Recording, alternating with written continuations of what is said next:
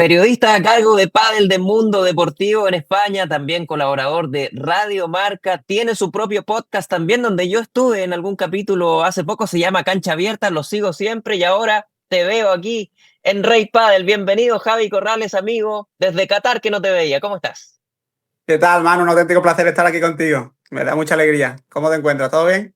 Bien, todo bien, contento de conversar porque, bueno, te siento más cerca de lo que estamos realmente porque te escucho toda la semana ahí en Cancha Abierta, estoy bien pendiente de tus redes también y para conversar de, bueno, primero de tu trabajo, ¿no? Lo que nos suena a nosotros especial es que estás dedicado 100% como periodista al pádel, cosa que acá, por ejemplo, en Chile no ocurre porque los periodistas que hacemos pádel es una parte de nuestra amplia gama de cobertura, ¿no? Allá existe tal especialización que hay un periodista como tú que es 100% dedicado al pádel. Sí, exacto. La verdad que estoy bendecido, ¿no? Por así decirlo, porque ya que es nuestra pasión, como bien sabes, Manu, dedicarte 100% a ello es una maravilla y muy contento con el periódico y por la oportunidad que nos da, ¿no? Tanto a mi compañero como a mí de dedicarnos 100% al pádel. Ojalá que más medios grandes en España se sumen a esa política porque eso haría que las estructuras sean más sólidas en el deporte y podamos crecer todos de la mano, ¿no? Que al fin y al cabo es lo que queremos. Bueno, Javi, es impresionante como ver los contenidos a los que ustedes tienen acceso. Nosotros una vez al año acá viene el Premier Padel y tenemos acceso a las grandes figuras,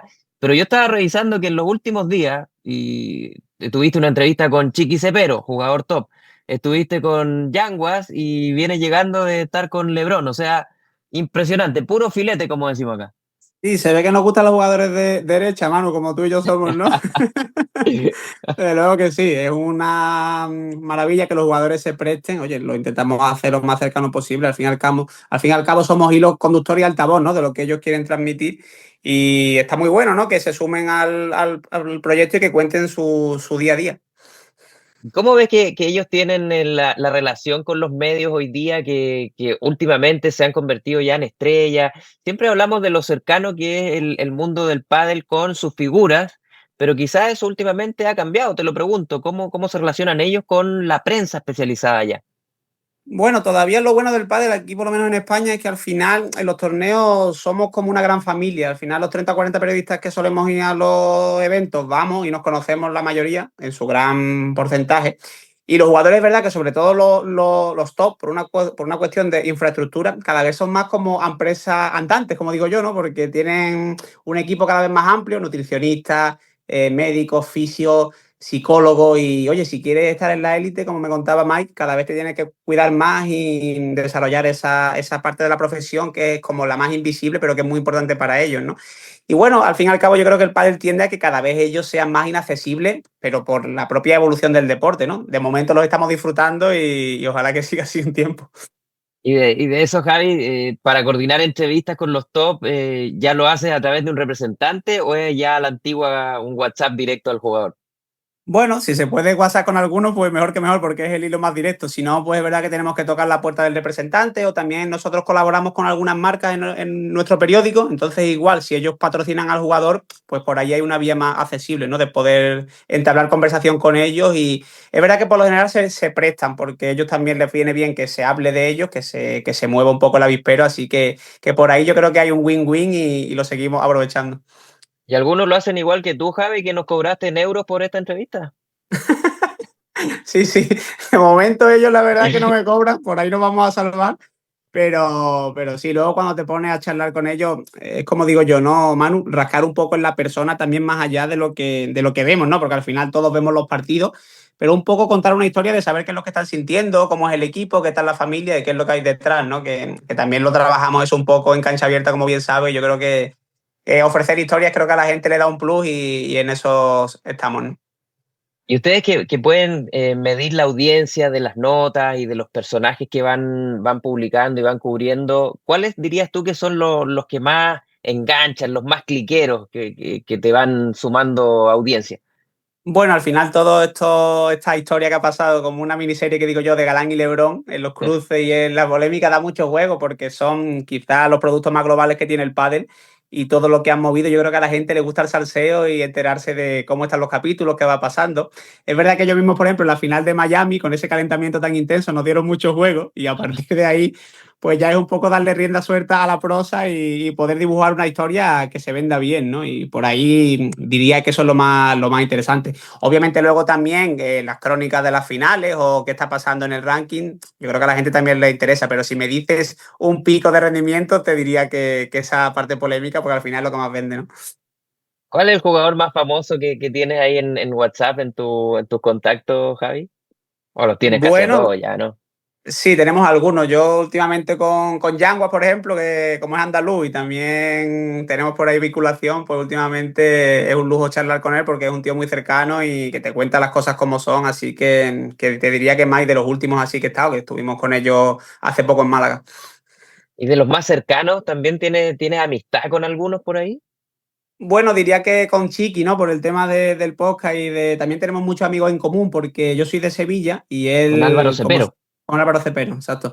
Él se crió en Cádiz, en San Fernando, que está como una hora y pico de Sevilla, y entonces venía a entrenar mucho aquí a la ciudad hispalense y por ahí tiene mucha vinculación con amigos míos que se han dedicado al pádel. Entonces luego cuando nos pusimos a hablar en el primer podcast fue una sinergia muy bonita, Manu, porque conocíamos a mucha gente común, entonces fue la conversación por ahí derivando y muy divertida, ¿no? Porque al final con Chiqui, como bien sabes, no tiene pelos en la lengua, te cuenta las cosas tal y como las siente y es un lujo poder charlar con él. Bueno, Javi, hablando un poquito de España como potencia, que acá en Rey Pádel lo hemos hablado en distintos capítulos y siempre sale el tema de lo fuerte que está el pádel en España Ujú. históricamente. Estaba revisando algunas cifras, más de 4 millones de jugadores. En algún momento, conversando con Manu Martín en el capítulo pasado, nos contaba que es el deporte que viene en popularidad después del fútbol. Eso nos contaba hace algunos años. No sé si eso se ha mantenido, pero cuéntanos un poquito de por qué España, por qué es tan fuerte el pádel en España, qué teoría tienes tú o qué datos manejas, por qué Te son diría, potencia. Te diría ya que está cerca de 6 Manu, de 6 millones de practicantes, o sea que es una cifra bestial, ya adelantado al baloncesto y al tenis como segundo deporte más practicado y yo creo que la progresión es meteórica por eso mismo, porque es un deporte muy social, en el que no necesitas un nivel muy alto de pádel, Manu, para pasártelo bien. Lo pudimos comprobar en Qatar, que tú jugaste conmigo y más o menos te lo pasaste bien, con tu gran nivel, así que no, la verdad que bueno, la historia, bueno, como bien sabes, el pádel se creó en 1969 en México, en Acapulco, con Enrique Corcuera, que la historia es muy divertida, ¿no? Porque era una pista de tenis que él quería hacerla más pequeña para los invitados y entre las ramas y eso, pues se creó un poco ahí el pádel. Y hay una persona muy importante en este camino que es Alfonso de Hohenlohe, que era una persona que fue allí a México y se quedó prendado de lo que era el pádel. Entonces se lo trajo a Marbella y en 1974 él monta las primeras pistas de pádel. Claro, al final aquí en España es un boom, eso corre como la pólvora y se adapta a Madrid y Barcelona y hasta hoy, te diría, ¿no?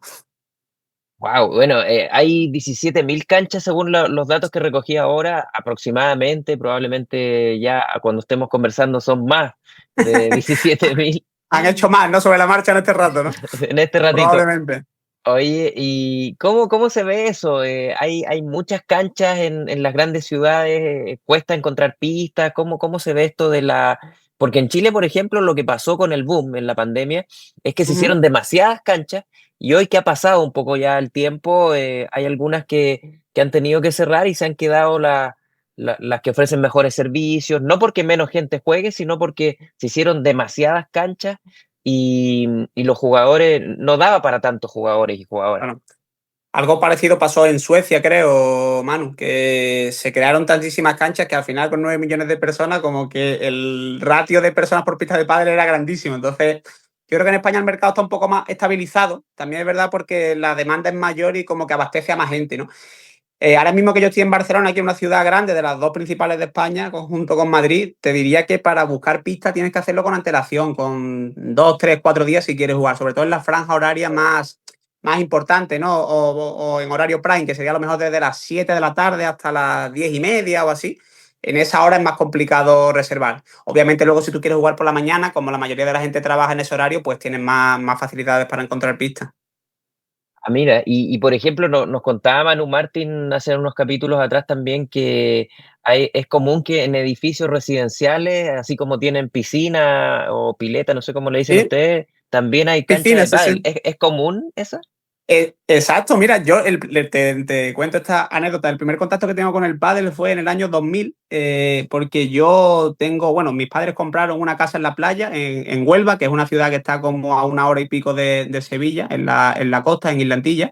Y ahí fue mi primer contacto con el pádel, con 3 pistas de muro que tenía en la urbanización de la playa. O sea, la oferta era piscina, tenis, todos los servicios, bar, y también traía 3 pistas de pádel. Entonces los chicos que estábamos allí nos enamoramos del pádel y empezábamos a jugar como locos a cualquier hora. Organizábamos campeonatos, así que esa evolución que he seguido con el pádel ha sido muy bonita porque hemos visto crecer al pádel, ¿no? Aquí en España casi.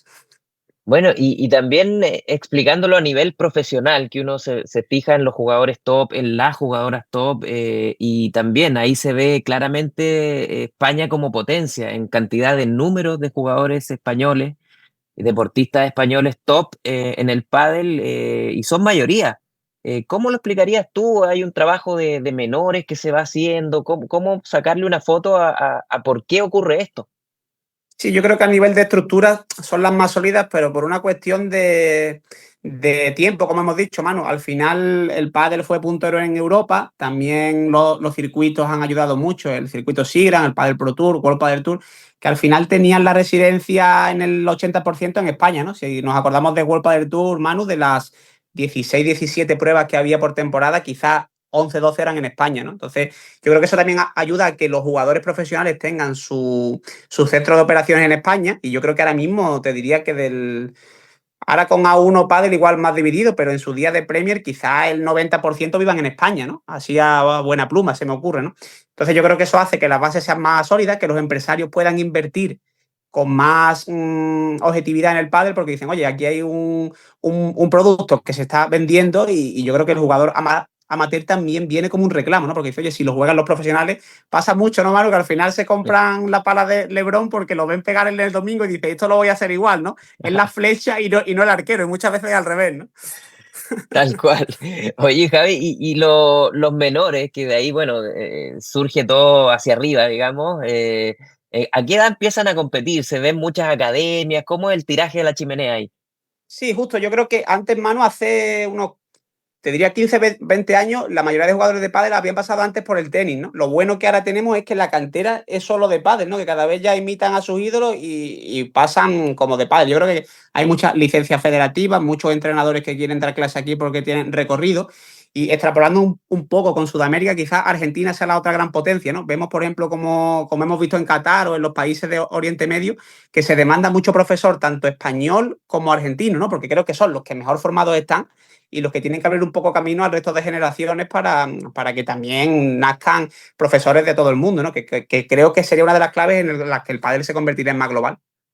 De hecho, para muchos que enseñan pádel, es una buena oportunidad de, no sé, aprender idiomas y poder ir a vivir a otros países y dar clases y vivir bien en otros países dando clases de pádel. Exacto, yo por ejemplo tengo un amigo, vecino de Sevilla que ha sido campeón del mundo con Mike Yangua, Manu. Le mando un saludo Mira. a Carlos López en cadete, y estuve con él en Doha, y él lleva dando clases de pádel en Padelín unos 4 o 5 años y está muy contento allí afincado en Doha. O sea que como él, muchos casos de entrenadores que, Y oye, que allá encuentran pagan su bien, Javi. camino.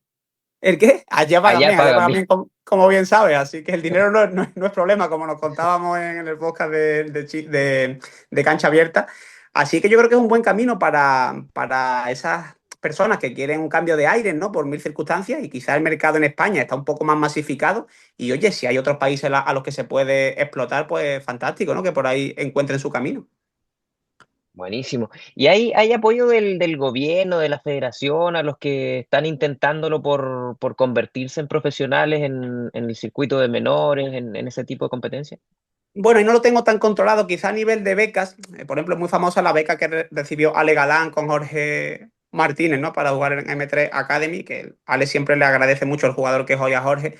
Yo creo que tienen que verte un talento grande para apostar por ti, ¿no? Porque como hemos comentado, hay tanta competencia Manu, que al final tienes que destacar por encima del resto si quieres que te apoyen las instituciones, ¿no? Al fin y al cabo, eso también igual pasa un poco en el fútbol, ¿no? Con los equipos, cuando apuestas a un equipo grande por ti es porque ve un talento y ve una posible inversión de lo que va a venir, ¿no? Y yo creo que en el pádel, claro, al ser tantas licencias, tantos jugadores, tienes que demostrar que tienes un ADN competitivo diferencial porque el camino es duro, ¿no? Que al final todo el mundo quiere ser profesional, pero ¿cuántos llegan a premios, no, mano? Al final el ranking tiene 100, ciento y pico jugadores, ¿no? Y en el mundo aficionado, Javi, comúnmente, ¿cuál es la última categoría que se ve en hombres, por ejemplo?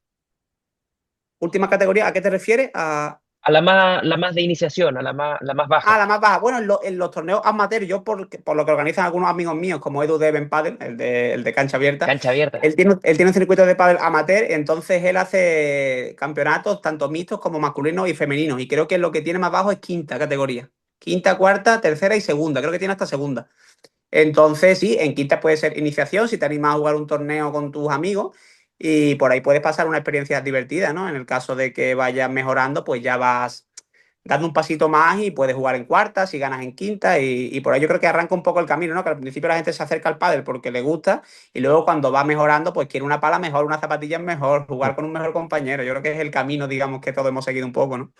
Y en los clubes se ve harta competencia amateur, competencias de una jornada o a veces de un fin de semana. El que quiere competir encuentra fácilmente competencia. Sí, sí, sí, sí, hay bastantes competiciones, hay también madrileña, Federación Catalana, que también tiene sus propios circuitos, o sea que en las ciudades grandes sobre todo, que es las que más controlo yo, se mueve mucha competencia y te puedes encontrar en algún club que vaya un fin de semana un nivel muy alto de gente incluso que viaja para jugar sus 2, 3 horas, o sea que hay una competencia alta y yo creo que también es una de las claves que haya un nivel hacia arriba, ¿no, Manu? Como bien has dicho, porque al haber tantos jugadores, si quieres mejorar, pues tienes que ganar partido, ¿no? No queda otra. ¿Y cómo lo ves el desarrollo a nivel de clubes últimamente? Por ejemplo, acá en Chile, la realidad es que cada vez se están preocupando más de las instalaciones, de la cafetería, de tener Te unos veo en los buenos vídeos camarines. que te los montas bien, ¿eh? Cada vez ahí entre bambalinas toca buenas teclas, sí, sí. Sí, sí, sí, porque antes era poner una cancha y da lo mismo el entorno, pero hoy día no, hoy día ojalá tenga su techito para el tema de la lluvia, por ejemplo, acá, o buenas instalaciones, y eso hace diferencia. ¿Cómo lo ves allá y qué buen club recuerdas tú que tenga cosas que hicieron diferencia? Pues mira, mano, el último club que está todo el mundo hablando de él aquí en Barcelona es el que va a montar Vela, el Vela Padel Center, su segundo club, que tiene el Ah, primero en Alicante. Y comentaba que, claro, su ciudad en Europa es Barcelona, él está afincado aquí, su mujer es catalana y sus hijos también. Entonces, tiene mucha ilusión por ese proyecto que creo que se va a iniciar ahora, o sea, a finales de julio ya lo terminan, creo que para septiembre así estará disponible. Y es un club, no sé si con 17, 18 pistas, que tiene todo preparado. O sea, que yo creo que aquí será todo un acontecimiento ir a verlo porque estamos hablando del jugador más grande de la historia, ¿no? Entonces todo lo que puedan promover, pues bueno, será para el pádel. Y a nivel de club más estable, pues sí, hay algunos que son muy buenos, que funcionan muy bien. Y la clave yo creo que es al final el servicio, Manu, que no solo sea el pádel, sino la experiencia completa. Porque el jugador lo que quiere es ducharse en una buena ducha, comer en un buen restaurante, tener buen servicio, buena atención, buenos espacios. Entonces yo creo que al final vamos tendiendo un poco a eso, a que el club sea más 360. Que el día de mañana tengas que reservar más metros si quieres un club, sacrificar alguna pista y un poco de rendimiento, pero oye, yo creo que si en vez de meter 8 pistas metes 7 o 6, pero le das una buena calidad y un buen servicio al jugador, te lo va a agradecer, ¿no? Y al final se va a ser asiduo de tu club, que es lo que el club quiere, ¿no? y en términos de marcas y de auspicios, de financiamiento, ¿cómo ves ese actor, ¿no? Que es fundamental tanto para los jugadores, a veces para los clubes también financiar su operación. Hay jugadores que uno ve que parecen pilotos de Fórmula 1 con tantos avisos en sus Tita camisetas. Alemán era mucho de parche, ¿verdad? Me acuerdo, un mito, ¿eh?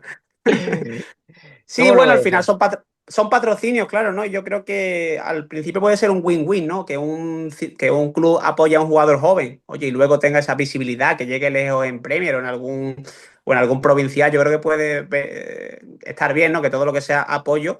Pero yo creo que también, Manu, los clubes se financian más con empresarios, con promotores que quieren invertir, porque hablamos de que aquí en Europa montar un club a lo mejor te lleva 1 millón de euros, 500.000 euros, o sea que al cambio es bastante dinero. Entonces yo creo que tienes que tener un margen grande para por lo menos poner la entrada y a partir de ahí irlo financiando. Entonces, a no ser que sea con fondo público o que te apoye una marca, lo normal es que ellos pongan el dinero. Entonces hablamos de que el prototipo es un empresario que suele tener disponibilidad económica, por lo Buenísimo. general.